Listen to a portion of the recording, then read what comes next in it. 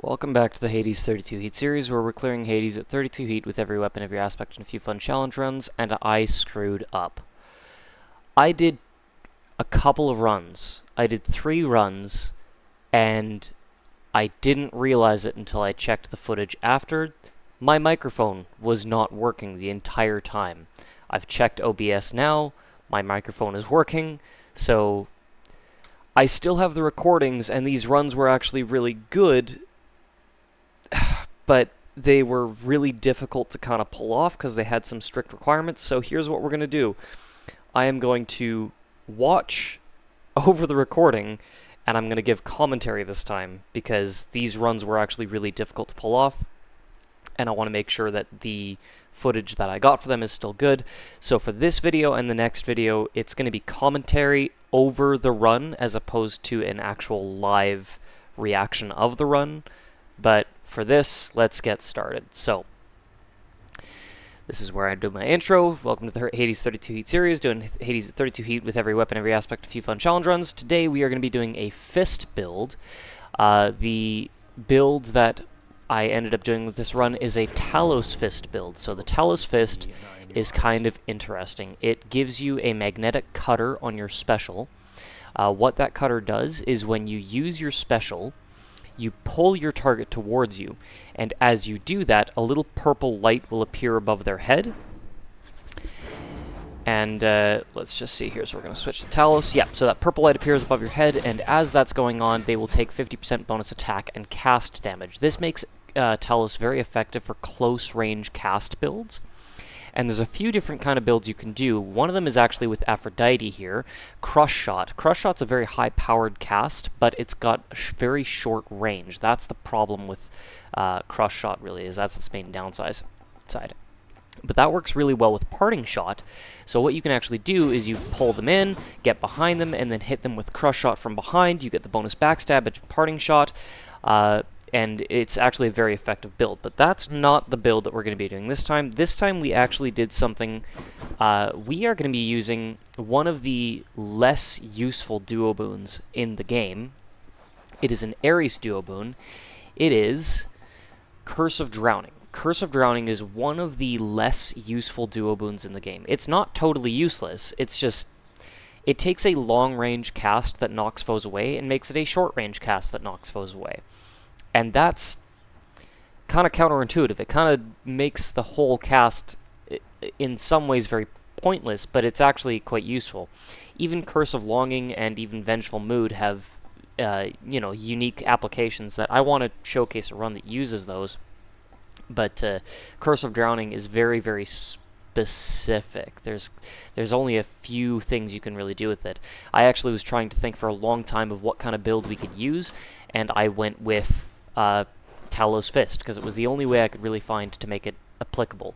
So we're going to start with the Conch Shell Poseidon Boon. Now, you can do either Stygian Soul or Infernal Soul. You definitely want God's Legacy, because Curse of Drowning is an absolute must, and boon rarities outside of that don't matter quite as much.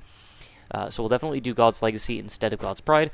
You can do either Infernal Soul or Stygian Soul. I prefer Stygian Soul for this, especially getting the build started when you just have Floodshot and not Curse of Drowning. The 15 seconds that it takes for those casts to dislodge and then drop for you to use them again is just way too slow. And then as well with Infernal Soul, you have to wait to pick them up. So we're just going to do Stygian Soul instead. And with that, I think we're good to go here. But yeah, with Stygian Soul... Oh yes, Pact of Punishment, the other thing is that it can be a fairly slow build. So we've turned Tight Deadline down to 9 minutes.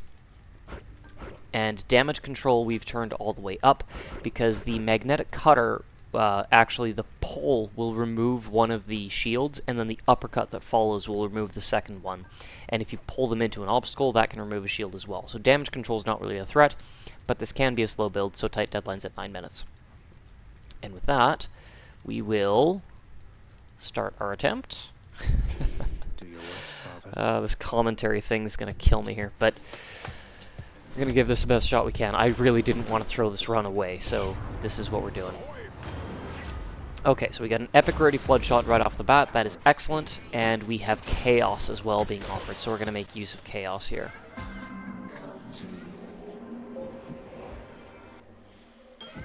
Okay, now we were quite lucky with chaos, because right off the bat here, we get Caustic Grasp. Only 3 encounters where we deal with an Inferno Bomb, and then we get an extra cast for the rest of the run. That is an excellent start.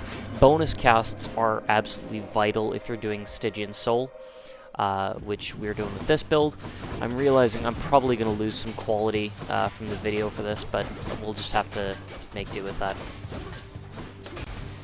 So yeah, the idea with this build is that you basically just use the Magnetic Cutter, pull the enemy in, mark them with that cast, and then hit them with your cast, deal the bonus cast damage.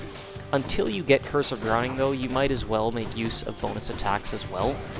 You do deal bonus attack damage, which is another way to use Talos as well. You don't have to use Talos for a cast build. It's just the only real aspect of the Fists that is... it gives a bonus to your cast damage.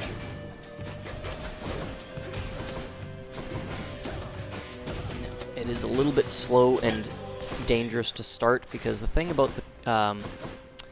what do we got? Yeah, we're going to go for the palm there, get bonus cast damage. The thing about Talos Fist is that the Magnetic Cutter does not stun enemies. The Uppercut does, but not if they're armored, obviously. So it can be a little bit risky and dangerous if you essentially take an enemy that is, you know, armored, can't be stunned, and you pull them right into you. Talos Fist can put you in a, you know, risky situation there. So it's a good aspect, but it is it's a little dangerous to really make full use of. Now, having Flood Shot dealing damage in an area and knocking enemies into walls is definitely helping here. Hammers are not terribly useful. There's some that can actually help, but you know, in this build, hammers aren't really vital. So we're going to go with the Obol, see if we can top up our Obol, make sure that we have enough to afford a boon.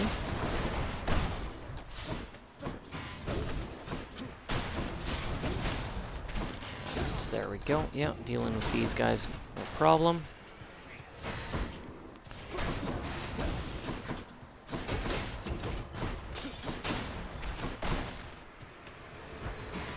Now, I'll be honest, this is not a build you would normally want to do. Curse of Drowning is not a very good boon. It's not useless. I mean, we did manage to make an entire run based around it, and the damage output is impressive. It's just really risky, because it doesn't destroy projectiles, so you need to have some other way of dealing with projectiles with this build, which I do believe we get Divine Dash at some point. I'm not entirely sure, can't quite remember. Definitely don't need Aphrodite. Oh, yeah, there's Athena right there. So, yeah, we're going to be going for Divine Dash. I can't remember if we get it early or if we have to pick it up again later, but we'll see how this goes. But, yeah, the area damage of Flood Shot is nice. Flood Shot is a fairly low damage cast, all things considered, compared to really any other cast. Even Electric Shot, you know, it does the same amount of damage, but even Artemis True Shot does more damage than Flood Shot. But the area damage of Flood Shot is quite nice. The fact that you can apply Razor Shoals and Breaking Wave with it is nice. And yeah, there we go. We did get Divine Dash right off the bat. Definitely don't need Aphrodite. More Athena is good, but no, we re-rolled, and yeah, we're going to take Poseidon instead. We could have potentially gotten Blinding Flash for Privileged Status, but Poseidon is more important, especially if we want to get Razor Shoals. Blinding Flash isn't going to do us any good to apply Privileged Status if we don't have a second status to apply in the first place. And Razor Shoals is definitely going to be the more useful boon in this run. Breaking Wave does help quite a bit as well, especially in Styx. Styx and Asphodel as well, if you get the Barge of Death. Breaking Wave can be really helpful. And we got Razor Shoals. Perfect. Okay. Now, okay, we're being forced to take a hammer here. Hammers aren't bad, they just don't really matter very much for the build. You can take things like Quake Cutter, you can get Draining Cutter sometimes helps, especially if you're faced off against a bunch of really weak enemies. It's just a good way to top up your health. Explosive Upper doesn't really do much for this build. Kinetic Launcher I actually don't know if you can get kinetic launcher with this aspect. You might be able to, but I'm not sure how that would work with Talos. I might have to try a build like that. I'll have to think about that one. But I think with this one we got Breaching Cross. Now that one is actually quite useful because it will help us rip down enemy armor. Breaching Cross is just always useful, even if you don't put a boon on your attack. Then plus 900% damage to armor just makes it so that armored foes are not a threat at all. So Breaching Cross is a good find. I should have probably used it against that enemy there to demonstrate, but here we go. Use it on that one. And yeah, the armor just doesn't stand a chance here. And look at that, we're being offered another Chaos Gate in this chamber. That's going to be very helpful. Now, ideally, you want to have at least 2, preferably 3 casts. The more, the better, but because this build, there is actually a delay from when you use the cast and it actually gets deployed. You have to pause for like a quarter second when you use Curse of Drowning on yourself, so more casts will delay you. So 3 is usually a good way to go. We didn't end up getting it with this Chaos Gate, though, but we did get Excruciating Shot. So we avoid damage for 4 more encounters. We take only a little bit more, honestly, 37%. But then we get 73% bonus cast damage, which will stack very nicely with the additional flat damage that we can palm up our casts with. Now, we went for the shop in the hopes that we'd find Ares. We did not, but we'll take the Centaur Heart instead, just get a little bit of extra health, and move on to the boss fight, where we will be facing Meg. So, rip down her shields, and basically all we just need to do is make sure that purple light stays above her head with Magnetic Cutter, and throw our casts at her, deal as much damage as we can. We have 2 now because of the Curse of Chaos that expired earlier. And with Razor Shoals as well, it's going to make things significantly easier. Divine Dash as well is going to really help with just dealing with projectiles. And just give us a little bit more high frames with the deflection, even against physical attacks.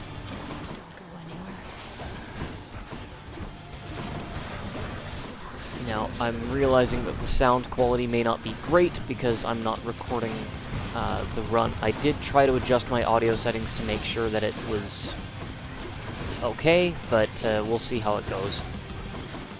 Normally I have the game volume turned down quite a bit for the recording, but with this recording I've got my system volume set to 100%, so it should be, hopefully we won't have any audio loss as a result. But we'll see. I really didn't want to throw this run away because of the muted microphone, so we're gonna stick with that anyway. At any rate, there's Meg. Fairly simple, fairly easy to take care of her. Just make sure you keep applying that Magnetic Cutter and then chuck your casts. And because we had Stygian Soul instead of Infernal Soul, it was a lot easier to get those casts off rapidly. Otherwise, we'd have to wait 15 seconds for them to drop every time we throw them. So, kind of glad that we got what we did there. Which to choose? And now we're definitely going to take the Blood-Filled Vial as our keepsake because Ares is required to get Curse of Drowning, and that is the crux of this build. If we don't get Curse of Drowning, this build kind of falls flat. You could potentially turn it into a Blizzard Shot build, which is not bad. I'm not a huge fan of Blizzard Shot, but there are applications of it. I actually prefer Blizzard Shot to Curse of Drowning. There's more applications to Blizzard Shot than there are Curse of Drowning. Yeah, if you don't get Curse of Drowning, there's not a lot you can do to kind of salvage the build.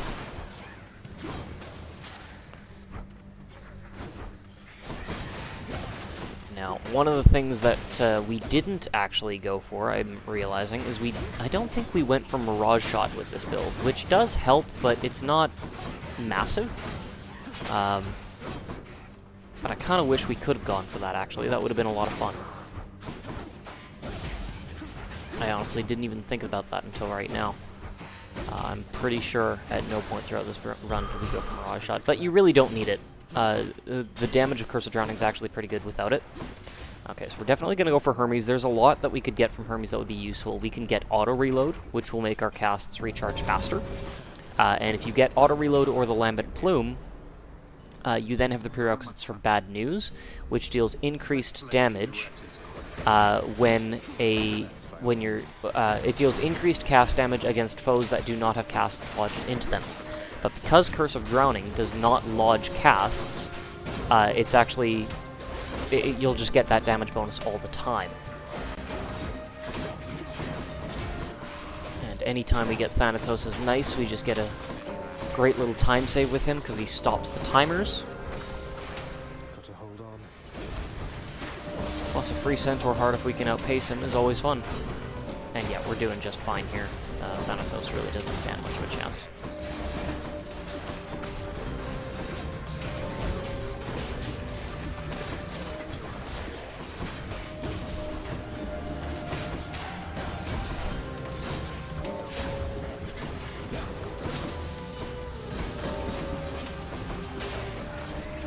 Now, armored foes are a little bit of a pain at a distance, but if we can get Breaching Cross in, then it's not really that big a deal.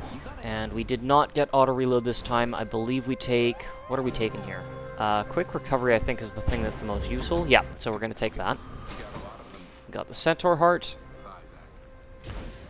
And pause the timer by opening the Codex, and we're going to take the shop, because we want to see if we can get Ares early. Although I'm actually realizing that was kind of a stupid idea. We don't have enough Obol, but we weren't offered Ares anyway, and there's Ares in the mini-boss, so we will go for Ares here. Mega Gorgon. Okay, kind of a bad enemy to face off against with this particular build, but Breaching Cross is going to make this easier, assuming we actually make use of it. Why am I not using Breaching Cross? I just realized I did not make full use of Breaching Cross when I should have. I may have forgotten that I had it, honestly. Yeah, Breaching Cross would have been a much better way to go to rip down the armor, and I just didn't do that with this run. However, I do make a note of applying Razor Shoals to the Skull Crusher so that it damages him while he's in the air. Yeah, just did not make use of Breaching Cross at all during this fight. What was I thinking? Okay. But there we go. Fight's over. And we got that Curse of Chaos expired, so we get the 73% bonus cast damage. And we are going to be taking Curse of Agony with this. You can take any Ares main for Curse of Drowning, other than Slicing Shot, of course. But in this situation, Curse of Agony is going to be the most useful. Ooh, and with Eurydice, that's an excellent thing to get as well. We can take Refreshing Nectar, and that's going to increase the rarity of the next 3 boons that we find, giving us an increased chance of getting Curse of Drowning. So with the Refreshing Nectar, that's great. And the next chamber is Ares right off the bat. That's excellent. So we're going to hope for Curse of Drowning. If we get it right off the bat, that's great. If we don't, we could maybe take Urge to Kill instead, get the bonus cast damage. But really, we want to focus on getting Curse of Drowning as fast as possible here. There we go. Oh, didn't finish that guy with Razor Shoals. I guess I just didn't want to move around. But we do have decent cast damage now. You know, we've got level 3 Epic Rarity Flood Shot. We've got a Chaos Shot giving us even more damage. So we're doing 323 damage with our cast when we apply that Magnetic Cutter, and 251 without. That's pretty solid. So against a lot of these little enemies, we actually probably don't need to use the Magnetic Cutter very much. Our cast is going to be strong enough to deal with them without it. But it will be very helpful against bosses, getting that bonus 50% with the Magnetic Cutter. And look at that, we got Curse of Drowning off the bat. Floodshot becomes a pulse that damages foes around you. You get 3 pulses per cast. So when you take that and you use your cast, there's a slight delay, and then you get these 3 pulses. 1, 2, 3. And every single one of those pulses gets the full damage of your cast. The problem with it is it turns it into a short range burst that pushes enemies away. So you need them to be close to you to damage them, but you're also pushing them away. And that's where the Magnetic Cutter really comes in handy, bringing them in close. So we're going to take the free palm up our Floodshot, and take on Lerny. Lerny, you really didn't have to reconstitute yourself just for my sake. And just to demonstrate here, Magnetic Cutter, do the 2 casts, and that is some pretty hefty damage. 363 damage in 3 bursts.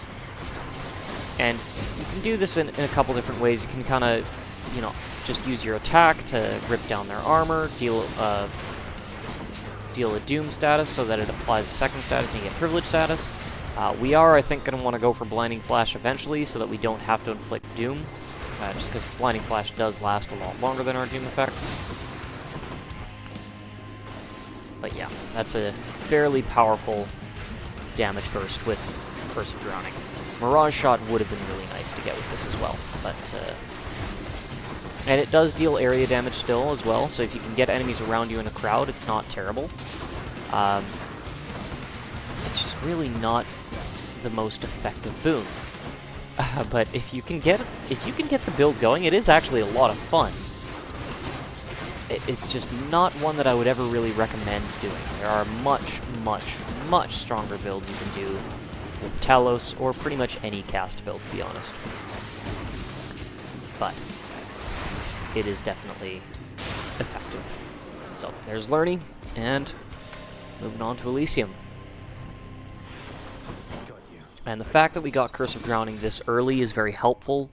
You really want to get it before Elysium if you can. If you do, then you know you're set for the rest of the build. But if you have to wait till partway through Elysium to get the build, it can really struggle. Oh, and look at that. We got a Light of Ixion in the well. We're absolutely going to take that, and that is going to give us the Cosmic Egg for that as well.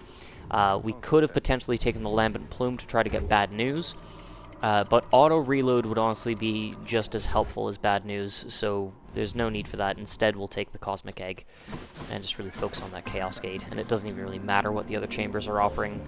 Chaos is always going to be helpful. If we can get bonus casts or bonus cast damage, it is always worth going for. And this was kind of unfortunate. We didn't really get anything we wanted to. The Adult Flourish, the curse of that is too painful. We don't want to fight more foes because we are on a tight deadline right now. So really, we're just going to take we have to take 36% bonus damage for 4 encounters, and after that, we will deal bonus backstab damage. It's not going to do anything for us, but the other two curses are just too painful for us to deal with, so we have to take the one that is the least painful and also the least useful. And with these enemies, honestly, it's better off just to deflect their projectiles, but there are some situations where, yeah, you can just deflect them and deal with them that way. But there are some situations where you can use Curse of Drowning to deal with them instead. Okay, now with this, Quake Cutter is quite useful. If you use your special, you'll deal 90 damage in an area where you land. Just deals a little bit extra damage when you use your Magnetic Cutter. And we'll take the Palm, try to palm up our Floodshot. We didn't get it, so we'll get Razor Shoals. Ooh, okay, now we're being offered Poseidon and Athena, and we could go for Breaking Wave and Blinding Flash, but instead we're just going to go for Athena. Breaking Wave's not going to be super useful anymore, and just getting Blinding Flash will really help. Why am I not using Breaching Cross to rip down the armor? What am I thinking? I think I forgot that I got that hammer early on. But at any rate, the Butterfly Ball's down pretty quick. And, darn, didn't get that one before he could spawn in. But we'll use our Curse of Drowning and just deal with these enemies as quick as we can. There we go. Not too bad at all. Get over here. There we go. Yeah, Magnetic Cutter, pulled him in. Curse of Drowning, hit him up close. And, okay, we did not get Blinding Flash, so we'll take Sure Footing. Sure Footing's quite helpful, especially in Styx, especially against Hades. Those green urns that come up are considered traps, and so avoiding trap damage, or mitigating trap damage from those, can be a lifesaver if you get caught off guard, or just make a misstep. Now, hasted Bright Swords are always kind of a pain to deal with. Any hasted enemy, when you think you know their attack pattern and you think you know the timing you need to dodge, and then they end up getting bonus speed, it really sucks to deal with that. But Magnetic Cutter is very helpful for bringing enemies in nice and close, and okay, even more Bright Swords, lovely, plus some Butterfly Balls. Now the Butterfly Balls really kind of suck because the Curse of Drowning does not destroy the butterflies. It does not destroy projectiles. Divine Dash does, Curse of Drowning doesn't. I don't think so, anyway. It doesn't destroy any other projectiles, so I don't see why it would destroy the butterflies. So, definitely an enemy you want to avoid if you can, but obviously it's not always possible. Alright, now we're going to go for Hermes. We're going to see if we can get auto-reload here, and finishing this encounter will clear our Curse of Chaos, and we will be able to, well, Not that we'll be able to take damage again. We still want to avoid it wherever we can, but it won't be so punishing if we do take damage. I think it was at that very moment when I took down that Doomstone that I realized, oh right, I have Breaching Cross. I can be using that to rip down armor. I don't need to just stand there.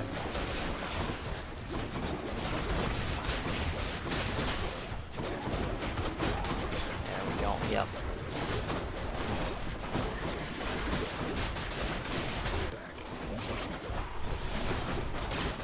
Now this build does get quite a bit stronger as you get into sticks because it's all close quarters. And it's just a lot easier to actually hit with Curse of Drowning. When you face enemies like these great bows or great shields that can launch projectiles at you from a massive distance, Curse of Drowning really is tough to use. And we did not get auto reload, that's unfortunate. So Greater Evasion is going to give us some bonus survivability, we'll go with that. Ooh, now we're being offered Zeus. Here's the thing. Curse of Drowning is a knockback effect. We could try to go for Sea Storm. And if we get Sea Storm, that could be a lot of fun too. So we're going to go for Zeus. Now, with Sea Storm, if we were to get Static Discharge as well, we could try Privilege status with just the use of Curse of Drowning.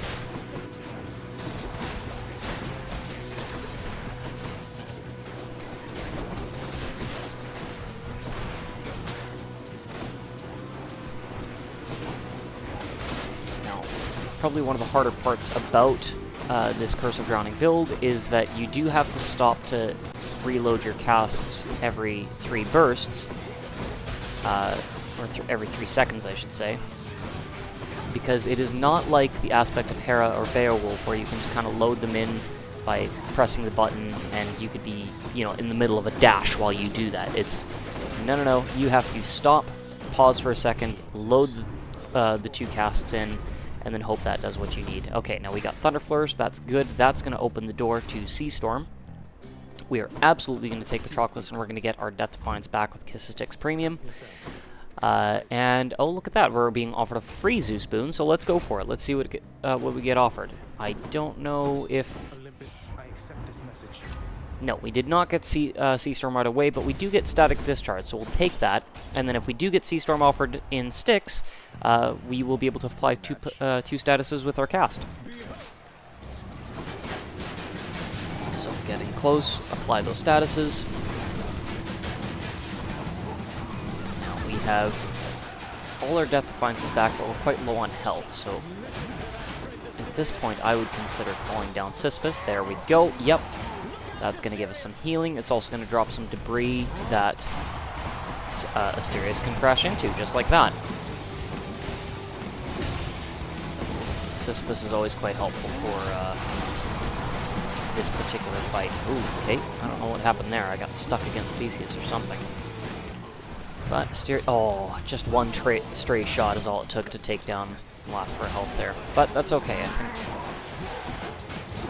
Now, going into the fight against Hades, you pretty much want as many Death Defiance as you can with this build, because it is fairly dangerous. It's easy to take a lot of damage. It's easy to... You have to get right in close, and you know, there's not a lot to protect you with this build. But the damage output is significant enough that it doesn't really matter too much. And just like that, Asterius is down. And prioritize Theseus. Now this kind of is a bit of a risky situation, just standing right beside him here, because if he decides, oh, I'm going to turn around at a moment's notice, he can crash into you and you may take a bit of extra damage, but managed to get it, no problem that time. Go back and pick up the Darkness Noble, and... Alright, perfect. We're going to load our casts in. Oh, and Dionysus is perfect, because he doesn't really aggressively target us, so he's a little bit easier to dodge than, say, Aphrodite or Ares or, you know, gods like that. Finally. And there we go. That is Theseus and Asterius. We are heading into Styx with 2 Death Defiances, decent amount of health, most of the build that we need. No need to purge any of that, so we'll keep all those. Nothing we can really buy. Now, what are we going to go for with our keepsake? Just to be safe, we're going to take the Lucky Tooth, because, to be honest, I don't have a lot of confidence with this build. It can be very powerful, but it can also be very risky. So we're going to take the Lucky Tooth just to be safe. As it turns out, we might not actually need it, but better safe than sorry. Rather have it and not need it than the other way around. Okay, now Zeus is being offered in the shop. Let's check that. Okay, no Sea Storm here. I was thinking about taking High Voltage, but I don't want to be offered Splitting Bolt without Sea Storm, so we'll take Heaven's Vengeance instead. And, okay, what do we got? Let's reroll Ares, and, oh, perfect, we'll take Athena. Now with this, we're going to see if we can get Blinding Flash. If we can't get Blinding Flash, we could always get Athena's Aid, or we could get Deathless Stand or Last Stand, get our Death Defiance back. We've got lots of options. Athena's always a good one to take. Now we wanted to take Athena first because this is the boss room, and bosses are typically easier to deal with in Styx than the Horde encounters, because you usually only have 2, sometimes 3 or 4 enemies to deal with instead of 15. And the bosses usually are not too tough to deal with. Probably the only boss we don't want to face in this particular situation with this particular build is the Tiny Vermin, but anything else is fine. The Giant Satyr, the Giant Bother, the Giant Doomstone, the Giant Vermin, any of them would be fine. But as it stands, we're doing some pretty significant damage with this build, so we're doing alright. Alright, Giant Vermin. Now, the poison is a bit of a problem, because we have to be close range for this. But there is a way to deal with it. I can't remember if or when I deal with it. I think it's after I kill the Giant Vermin. Let's see here. Yeah, Giant Vermin's done, and now we're going to call down Sisyphus, and that clears out all the poison in that arena, so we don't have to worry about that anymore.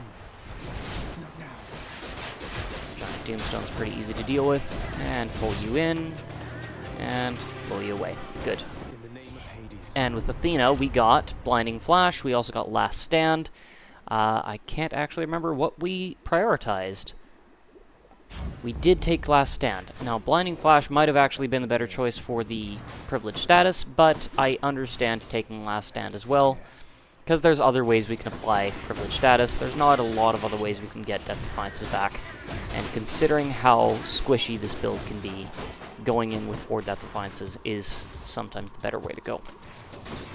Especially because if we get Sea Storm, we'll get privileged status all the time anyway. We won't need to worry about Blinding Flash for that.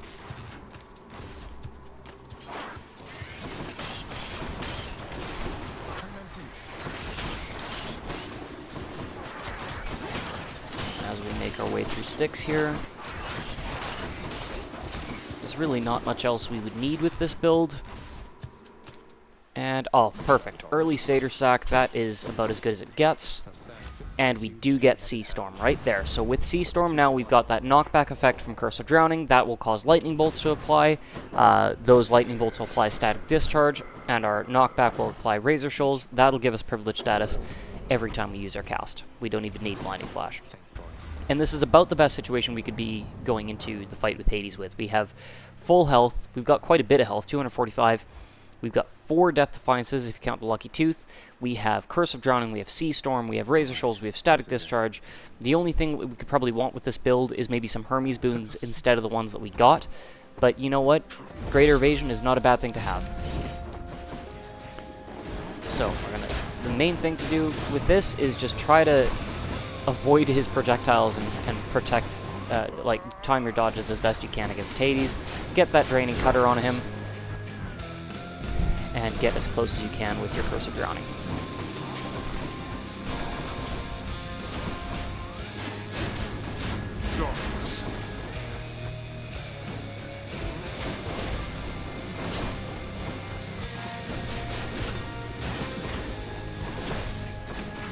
Very important to keep the timing up on your dodges. Okay, Butterfly Ball, that's not too bad. We can use Breaching Cross to rip down the armor, and then just deal with it. Curse of Drowning. Would definitely prefer dealing with Butterfly Ball over something like, say, the Wretched Sneak. Doomstone might have been better, but we don't have a call to charge up, so the Doomstone's probably actually might not have been good, actually. Skull Crushers probably would have been the best enemy to deal with if we were going to deal with anything, but Butterfly Balls aren't too bad. Right. We're doing pretty good damage here. Okay, 2 Butterfly Balls, that's great. Breaching Cross will rip down the armor. And there we go. Got one, oh, almost dealt with right away. Not quite. This is a bit of a tough situation because we're kind of dealing with a lot at once here. We've got a lot of the skulls scattered around at certain points. We've got lots of butterflies. We'll call down Sisyphus. That gets rid of the butterflies on the arena at the time. And we are going to prioritize Hades where we can. Oof, take a few too many hits there. And as the butterflies get to be a little bit overwhelming, we'll switch our focus and try to deal with that instead. Didn't quite get it. But I think we get it this time. No? Nope, still no. And there we go. Butterfly ball down. Just gotta avoid the skulls and the waves. Ooh, took a spear to the face. That's not fun. But we've got him down to his second phase now. There we go. Get that Darkness Noble out of the way. Try that again.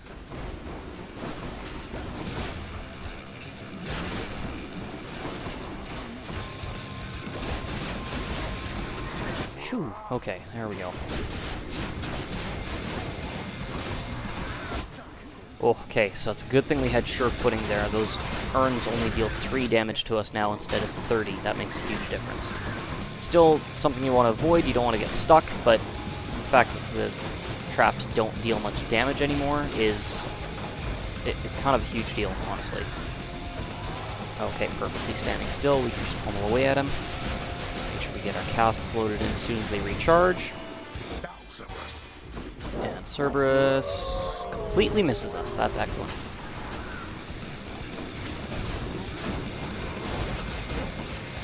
Now, the nice thing about this build is you actually don't have to attack or use your special at all. You can just load the casts in and then focus on dodging and just get in close. All you have to do is load in the casts. It helps to apply the magnetic cutter, but it lasts a good 6 seconds, so you really only have to do that every 6 seconds, and then the rest of the time can be spent dodging. There we go, okay. And we've got him down to his 3rd phase. And we've still got 3 Death Defiances, half our health left. This is about as good a situation as we could ask for here.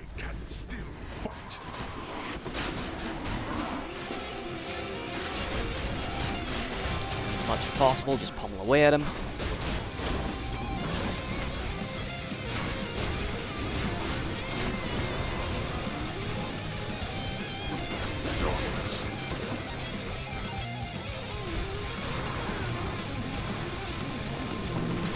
So there's a bit of a trick you can do against Hades if you don't have extreme measures turned all the way up.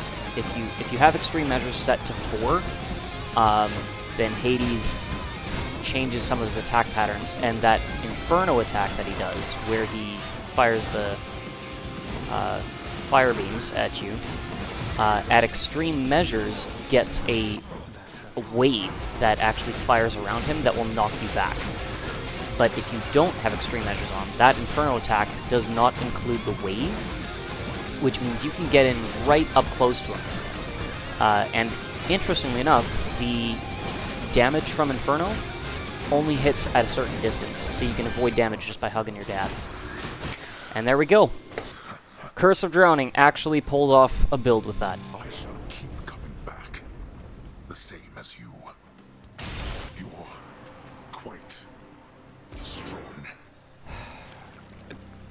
I did it. And there we go. Aspect of Talos, Curse of Drowning, actually ends up being useful in a build. One of the more useless duo boons in the game, in my opinion. It's just way too circumstantial and counterintuitive. So what's required for the build, I would say, is Floodshot, Curse of Drowning, an extra cast. You could get the extra cast damage, that's nice. Sea Storm is very helpful. But honestly, I would probably say Divine Dash. And the reason why is because it just gives you so much more survivability. But Aspect of Talos, Floodshot, Curse of Drowning, an extra cast in some way or another. It can be through Chaos, it can be through Fully Loaded, it could even be through Prometheus Stone, Divine Dash for survivability. Didn't even need the Skelly Tooth, which is nice. But there you go. That is Curse of Drowning being useful in a build with Talos Fist.